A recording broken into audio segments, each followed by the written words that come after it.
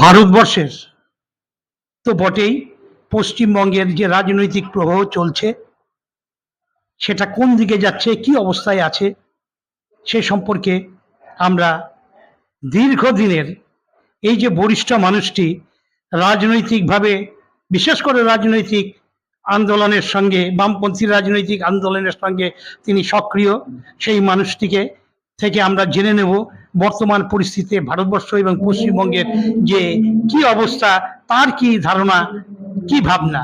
এই যে সম্প্রতি নির্বাচন হয়ে গেল এবং উপনির্বাচন হয়ে গেল সারা ভারতবর্ষের 13টি রাজ্যে, তাতে বর্তমানে ভারতবর্ষের দুটো জোট বলে তৈরি হয়েছে, ইন্ডিয়া জোট, এনডিএ জোট। তাতে দেখা যাচ্ছে যে এনডিএ জোটের যে অবস্থা, নিশ্চয়ই রাজনৈতিকভাবে তারা যে আশা করেছিল তার থেকে অনেক পিছিয়ে পড়েছে। এ ব্যাপারে আপনি কি বলবেন? বিষয়টা হচ্ছে যে এই লোকসভা নির্বাচন এবং তার পরবর্তীকালে যে উপনির্বাচনগুলো হয়ে গেল, তার মধ্যে দিয়ে আমরা ইতিবাচক একটা দিক প্রত্যক্ষ করছি।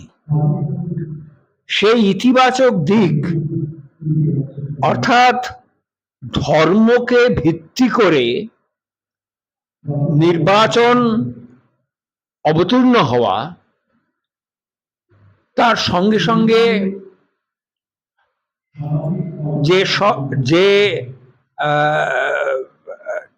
স্বৈরতান্ত্রিক যে ব্যবস্থা, সেই ব্যবস্থা এবং তার সঙ্গে সাম্প্রদায়িকতার বিরোধী যে মনোভাবের প্রতিফলন আমরা জনগণের মধ্যে দেখেছি। অর্থাৎ জনগণ আর এই সমস্ত ইস্যুগুলোকে তার নিজস্ব ইস্যু বলে মনে করছে না, এবং আজকে জীবন জীবিকার যে সমস্যা, আজকে অর্থনীতি ক্ষেত্রে যে পিছিয়ে পড়া মানুষের, তাদের যে একেবারে কোণঠাসা অবস্থা, সেই অবস্থা থেকে তারা পরিত্রাণ চাইছে। আজকে মানুষ বুঝতে পারছে যে অযোধ্যায় রাম মন্দির নির্মাণ করে জনগণের সমস্যার সমাধান হবে না। যে কারণে আমরা দেখলাম উপনির্বাচনে বিশেষ করে এবং লোকসভা নির্বাচনেও যে আদিত্য যোগীর তার যে খাস তালুক, সেই খাস তালুক অযোধ্যা এবং এলাহাবাদে তারা পরাস্ত হয়েছে, বিপুলভাবে পরাস্ত হয়েছে।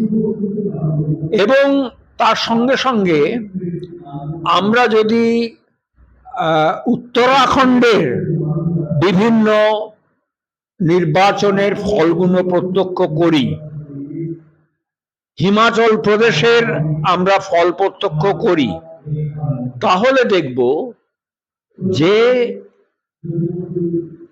বিজেপির বিরুদ্ধে সেখানে নির্দিষ্টভাবে সেখানে তার বিরুদ্ধে রায়টা গেছে। অর্থাৎ আগে যে একটা একনায়কতন্ত্রের একটা অবস্থা আমরা দেখেছিলাম, অর্থাৎ যখন প্রথম 2014 সালে নির্বাচন হয়, লোকসভা নির্বাচন, মোদী যখন প্রথম প্রধানমন্ত্রী হন, সেই সময় আমরা দেখেছিলাম যে যে ইস্তেহার যেটা বেরিয়েছিল বিজেপির, তাতে 3 বার মোদীর নাম ছিল। আর সেই মোদীর নাম বর্তমান যে নির্বাচনটা হলো সেখানে 63 বার উচ্চারিত হয়েছে। এবং তার সঙ্গে সঙ্গে এই মোদীর এক সময় বলা হয়েছিল এনডিএ সরকার, এবং এনডিএ সরকারকে উপেক্ষা করে তারপরে বিজেপি সরকার, এবং বিজেপি সরকারের পরে মোদী সরকার। অর্থাৎ মোদী সব, মোদী ঈশ্বরের প্রতিনিধি, এইভাবে একটা দেখানোর চেষ্টা হচ্ছিল, সেইটা ব্যর্থ কিন্তু হয়েছে। আমি যেটা বলতে চাইছি, পশ্চিমবঙ্গের ক্ষেত্রে কিন্তু সেই বিষয়টি সেইভাবে পরিস্ফুট হচ্ছে না। আর যেহেতু পশ্চিমবঙ্গ একটা বামপন্থী চেতনা সম্পন্ন রাজ্য বলে এতদিন স্বীকৃত ছিল সারা ভারতবর্ষে, কেন আন্তর্জাতিক ক্ষেত্র, সেইখানে কিন্তু তার তেমন ব্যাপক প্রতিফলন দেখা যাচ্ছে না। এটা নিশ্চিতভাবেই বামপন্থী আন্দোলন সংগঠিত হচ্ছে। বামপন্থী আন্দোলনের ক্ষেত্রে দুর্বলতা অবশ্যই এর মধ্যে দিয়ে প্রকাশ পাচ্ছে। অর্থাৎ জনগণই ইতিহাস রচনা করে, আমরা মানুষের কাছে সেইভাবে পৌঁছতে পারছি না। এবং তৃণমূল কংগ্রেসের তার যে মানুষের স্বার্থ বিরোধী কার্যকলাপ, সেগুলো সঠিকভাবে তুলে ধরতে পারছি না। আমি আরেকটি বলছি, এই যে উপনির্বাচন হয়ে গেল পশ্চিমবঙ্গে, এ কটা ক্ষেত্রে কিন্তু বামপন্থীরা তেমন কিছু দাগ কাটতে পারেনি, এবং তাতে বোঝা যাচ্ছে যে নির্বাচনী ক্ষেত্রে তাদের উপযোগিতাটা অনেক কমে গেছে বলেই আমার মনে হয় ধারণা। কারণ এই যে বাইনারি সিস্টেম, সেটা বামপন্থী দল ভাঙতে পারছে না। আপনার কি ধারণা? এখন আমাদের বামপন্থীদের শত্রুপক্ষ যথেষ্ট শক্তিশালী, অর্থাৎ বৃহৎ কর্পোরেট, এবং তাদের যে অজস্র তারা যে অর্থ ব্যয় করছে এই সমস্ত দলগুলো মধ্যে দিয়ে, এবং যেভাবে এই দলের মানে যেমন তৃণমূল হিসেবেই বলতে পারি, যে সেখানে যেভাবে প্রত্যেকটা অঞ্চলে একটা লুঠের রাজত্ব চলছে, সেই লুঠের রাজত্ব সেখানে কতগুলো পদক্ষেপ নেওয়া হয়েছে, সেই পদক্ষেপগুলো মানুষের মধ্যে কিছুটা দাগ কেটেছে, বিষয়ে কোনো সন্দেহ নেই। এখন লক্ষ্মীর ভান্ডার সম্পর্কে আমি নিশ্চয়ই লক্ষ্মী ভান্ডারের বিরোধিতা করব না, কারণ আমাদের রাজ্যে, আমাদের দেশে বিশেষ করে মহিলাদের যে অর্থনৈতিক অবস্থা এবং তাদের যে পরাধীনতা, সেই পরাধীনতার ক্ষেত্রে একটা ক্ষমতায়নের একটা কিন্তু বিষয় এখানে থেকে গেছে। কাজেই ক্ষমতায়ন এই কারণেই যে এমন মানে আমাদের সাধারণ এবং উচ্চবিত্ত সমাজেও আমি দেখেছি যে তাদের সেখানে যারা মহিলারা আছেন, তারা কিন্তু নিজস্ব তাদের কোনো অর্থনৈতিক স্বাধীনতা নেই, এবং ডিপেন্ড করতে হয় তার স্বামীর ওপরে। এবং যেগুলো নিম্নবিত্ত মানুষ, তাদের ক্ষেত্রে এটা হচ্ছে আরো অনেক বেশি এটা প্রযোজ্য। আমি একজন অটোওয়ালাকে জানি যে বলেছিল লক্ষ্মীর ভান্ডার নিও না, তার স্ত্রী বলছে তুমি কি আমাকে কোনোদিন 5 টাকা দিয়েছো? অর্থাৎ এইটা আমার টাকা। কাজী লক্ষ্মী ভান্ডারের বিরোধী নই, তবে লক্ষ্মী ভান্ডারটা অর্থাৎ উপযুক্ত স্থানে, অর্থাৎ সেখানে বিপিএল তালিকা করে সেই তালিকা অনুযায়ী তাদের দেওয়া, যারা উচ্চবিত্ত মানুষ যাদের প্রয়োজন নেই তাদের ক্ষেত্রেও এটাকে চালু করা। এবং এই যে 21,000 কোটি টাকা লক্ষ্মী ভান্ডারে খরচ হয়েছে, এই 21,000 কোটি টাকা দিয়ে বেশ কিছু কলকারখানা গড়ে উঠতে পারত, কিন্তু সিঙ্গুর কলকারখানা গড়ে ওঠার, সিঙ্গুরকে সেখানে ডিনামাইট দিয়ে 90% তৈরি হওয়া কারখানাকে ধ্বংস করে দেবার পর, যেহেতু টাটা এমন একটা শিল্প গোষ্ঠী যে সে যেখানে শিল্প করতে পারলো না, অতএব অন্যান্য শিল্পপতিরা তারা কতটা গিয়ে সেখানে সুবিধে করতে পারবে, এই একটা আশঙ্কা তাদের মধ্যে দেখা দিয়েছিল, যার ফলে গত 13 বছরে আমরা এখানে কোনো শিল্প গড়ে উঠতে দেখিনি। অথচ আজকে শিক্ষাক্ষেত্রে 8,000 স্কুল বন্ধ হয়ে গেছে। আজকে সেখানে প্রায় 3,98,000 শিক্ষক অশিক্ষক কর্মচারীর পদ সেখানে শূন্য পড়ে আছে, প্রায় 2.5 লক্ষ সরকারি কর্মচারীর পদ শূন্য পড়ে আছে, এবং পুলিশের ক্ষেত্রে আমরা যদি দেখি কলকাতা পুলিশ এবং ওয়েস্ট বেঙ্গল পুলিশ, সেখানেও প্রায় 60,000 শূন্য পদ সেখানে রয়েছে। এবং আর একটা বিশেষ জিনিস আমার যেটা মনে হয়েছে, এই এদের ক্ষমতায় টিকে থাকার একটা অন্যতম কারণ, সেটা হচ্ছে লুম্পেনাইজেশন।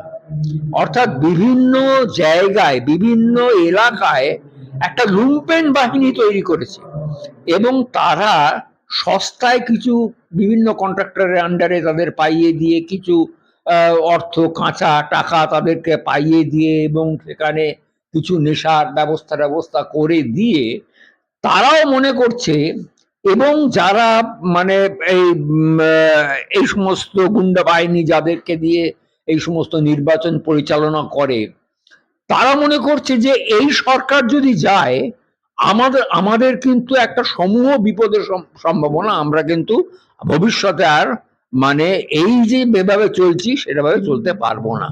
আজকে বিশেষ করে বিরোধী দলের নেতা শুভেন্দু বাবু যে রাজভবনের সামনে যে বক্তৃতা দিয়েছেন, তিনি স্পষ্টাস্পষ্টি এখানে রাষ্ট্রপতি শাসনের দাবি করেননি, কিন্তু তিনি উল্লেখযোগ্য একটি বিষয় নিয়ে, যেটা একটা সন্ত্রাসমূলক যে আইন মণিপুরে যে চালু হয়েছে, যে সেনাবাহিনীর হাতে ক্ষমতা দিয়ে এই গুন্ডাদের দমন করা, তাদের শায়েস্তা করার কথা তিনি বলছেন। তিনি বলছেন রাষ্ট্রপতি শাসন চাই না, চাই আমরা সেই আর্মির সেই আর্মস অ্যাক্ট, যাতে এই গুন্ডাদের দমন করা যায়। এইটাতে কি সন্ত্রাস আরো নামবে বলে আপনার মনে হয়? এটা মোটেই উপযুক্ত পথ বলে মনে করি না, কারণ এক্ষেত্রে বিজেপি কিংবা তৃণমূলের মধ্যে কোনো তফাৎ নেই। এখানে যেমন পশ্চিমবঙ্গে আমরা দেখছি ত্রিপুরায়, সেখানে কিভাবে বিভিন্ন বামপন্থী গণ আন্দোলনের ওপরে, এবং সেখানে যারা বামপন্থী কর্মী নেতা তাদের খুন করা হচ্ছে। আমরা মণিপুরে দেখছি যে সেখানে কি সন্ত্রাস চালানো হচ্ছে। কাজে সেখানে তিনি কি রাজি আছেন যে সেই জায়গায়ও এই ধরনের আইন করে সেইগুলো দমন করা? তিনি পারবেন দমন করতে? কারণ এটা হচ্ছে শাসক শ্রেণীর একটা, তাদের মানে এটা কি বিজেপি কি তৃণমূল, তারা যেখানেই ক্ষমতায় থাকবে তাদের এই পথে সাধারণ মানুষকে, তাদের আন্দোলনকে দমন করা, একটা সন্ত্রাসমূলক একনায়কত্ব প্রতিষ্ঠা করা, এটা হচ্ছে তাদের মূল লক্ষ্য। তো এই মুহূর্তে বামপন্থী দলগুলোর কি করা উচিত বলে আপনার মনে হয়? মানুষকে সংগঠিত করা ছাড়া আর কোনো উপায় নেই। মানুষকে সঠিকভাবে বোঝাতে হবে। আমি যেমন বলি যে কোনো যদি পাড়ায় যারা বামপন্থী কর্মী আছে, তারা এলাকার মানুষের সঙ্গে, তারা অন্য রাজনৈতিক আলোচনা দরকার নেই, তারা তাদের কাছে যাক, তাদের কাছে গিয়ে তাদের কাছে বিভিন্ন আলোচনা করুক, আলোচনার মধ্যে দিয়ে এই বিষয়গুলো উঠে আসবে। এবং এইভাবে যদি আমরা মানুষের মধ্যে, যেটা আমাদের বলা হয় মার্ক্সবাদে, যে মানুষ হচ্ছে যে সেটা হচ্ছে ঠিক জলের মধ্যে মাছের মতন। জলের মধ্যে আমরা সেই তো জনগণ থেকে আমরা যদি বিচ্ছিন্ন হয়ে যাই, তাহলে কিন্তু তারাও ভরসা পাচ্ছে না, তারাও আমাদের উপর। এক হচ্ছে যে মিডিয়ার যে বাইনারি প্রচারের মধ্যে দিয়ে সেখানে এমন একটা পরিস্থিতি সৃষ্টি করা হচ্ছে যে এই দুটো শক্তি ছাড়া পশ্চিমবঙ্গে আর কোনো শক্তি নেই।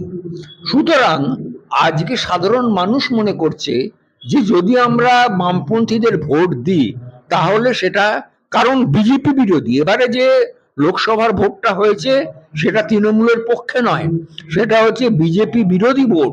এবং বিজেপিকে হটানোর জন্য তারা মনে করেছে যে বামপন্থীরা এখনো পর্যন্ত সেই শক্তি অর্জন করেনি যার মধ্যে দিয়ে তারা বিজেপিকে হটাতে পারবে। বোধহয় আমরা যদি বামপন্থী সেই ভোটটা দিই, সেটা হয়তো আমার নষ্ট হবে। সেই ভোটটা তৃণমূলকে দিলে, মানে মিডিয়ার প্রচারের মধ্যে দিয়ে এমন একটা অবস্থা সৃষ্টি হয়েছে, তৃণমূলই পারে যে বিজেপিকে সেখানে উৎখাত করতে, তাদের হটিয়ে দিতে। তো বিশদভাবে বামপন্থীদের অবস্থা কি, বামপন্থী রাজনৈতিক যে কর্মী তাদের কি করা উচিত, এই কেন পার্টি বা বামপন্থী দলগুলো পিছিয়ে আছে, সে ব্যাপারে আত্মসমালোচনামূলক বক্তব্য রাখলেন এখানকার প্রবীণ বামপন্থী নেতা রবীন্দ্রনাথ মুখোপাধ্যায়।